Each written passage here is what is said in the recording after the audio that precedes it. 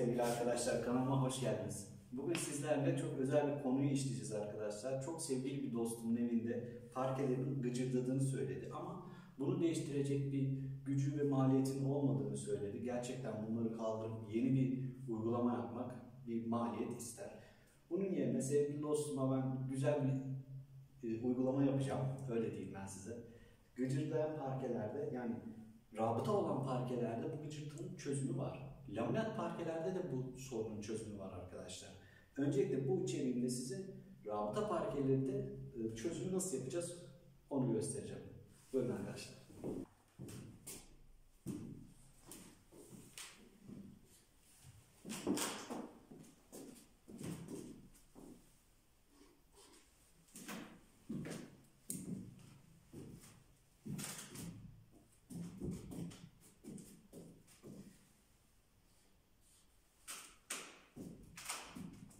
Alo.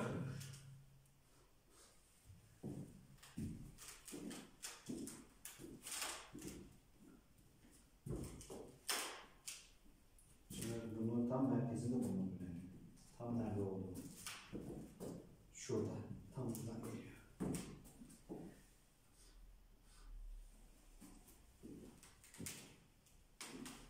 Burayı işaretledik.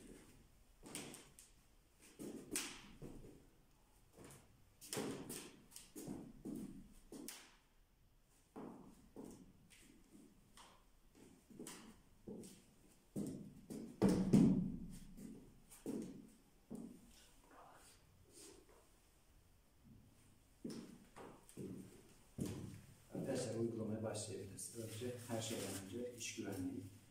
Gözlüğüm yok arkadaşlar çünkü gözlüğüm sabah kırıldı. O yüzden böyle idare edeceğim. Onun yerine eldivenlerim var.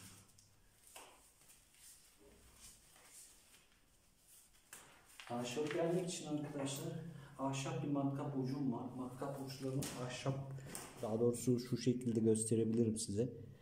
Ucu sivri olur ve daha yivseti keskindir arkadaşlar. Ola ki yanlış olur. Kullanmayalım.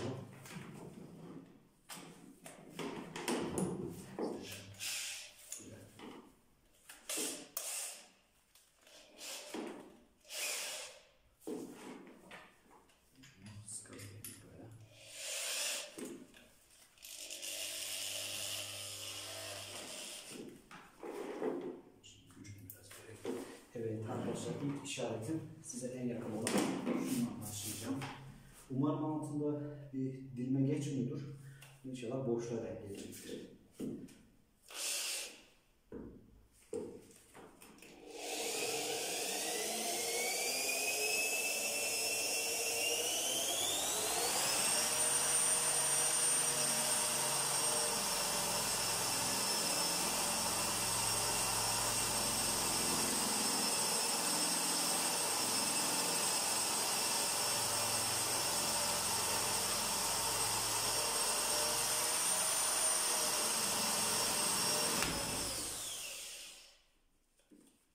Tam istediğim gibi arkadaşlar.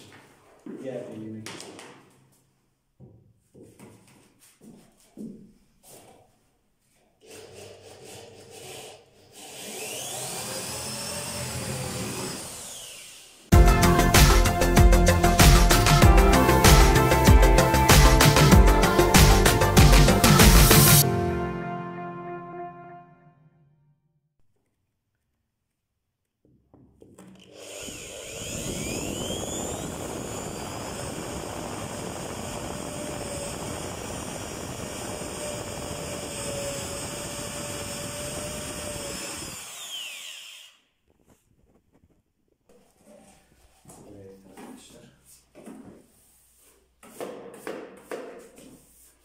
İş güvenliği, iş temizliği kanalında olduğu gibi iş temizliği de önemlidir. Bunu da temizleyelim.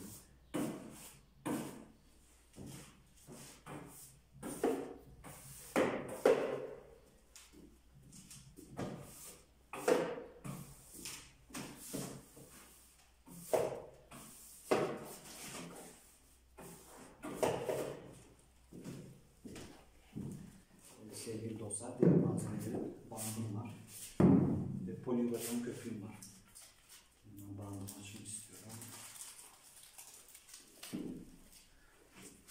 için kullanacağız arkadaşlar. Onu da şimdi göreceksiniz.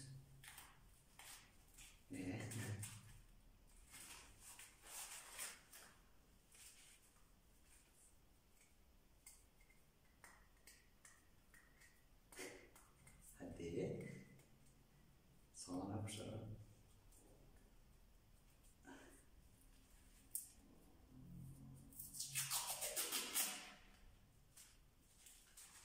Şöyle bir tane aldım arkadaşlar. Deliğin üzerine kapattım.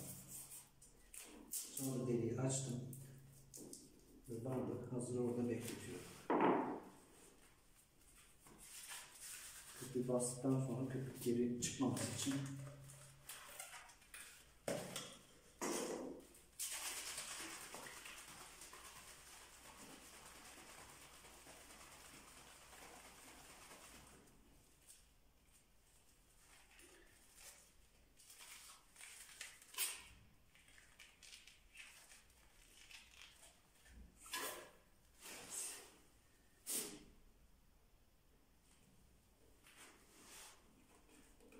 gittiği yere kadar arkadaşlar sokuyorum hortumun içine. Başlıyorum sıkmaya. Duyuyor musunuz?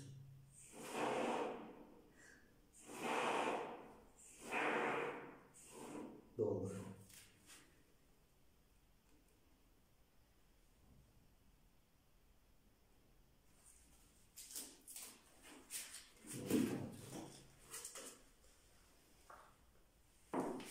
Evet.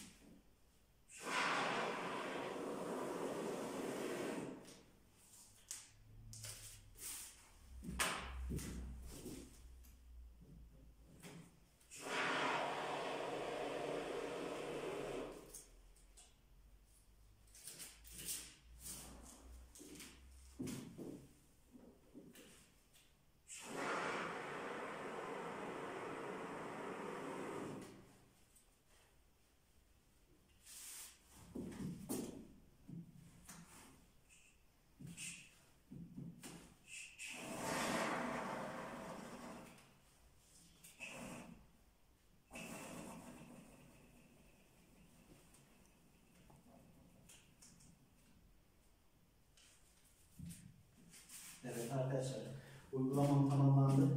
Şimdi bunların kurumasını ve dolmasını bekleyeceğim arkadaşlar.